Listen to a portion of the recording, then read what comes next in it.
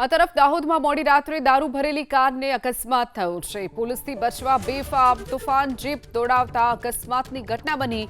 ચાલકે જીપ પરથી કાબુ ગુમાવતા આગળ જતા ટ્રેક્ટર સાથે ધડાકાભેર અથડાઈ।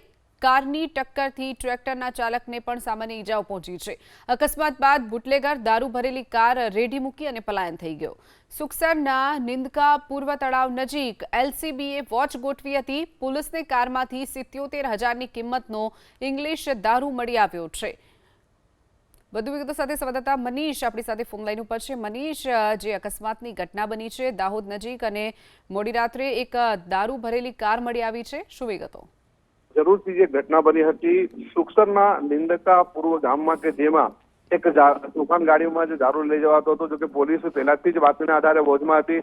તેને માલુમ પડતા ગાડી ચાલક તેઓ ભાગ્યો હતો ને ત્યારબાદ આગળ જતી જે ટ્રેક્ટર છે તેઓ સાથે પાછળથી ટક્કર મારતા અકસ્માતની ઘટના બની હતી। જો કે તાત્કાલિક પોલીસ પહોંચી હતી અને પોલીસ પહોંચી 77,000નો જો કે દારૂ કબજે કરાયો હતો। હાલ તો આ દારૂ ક્યાંથી ક્યાં લઈ જતો હતો તે દિશામાં તપાસ હાથ ધરી છે, કારણ કે જે ચાલક છે તે ફરાર થયો છે। જી ચોક્કસથી મનીષ, માહિતી બદલ આભાર।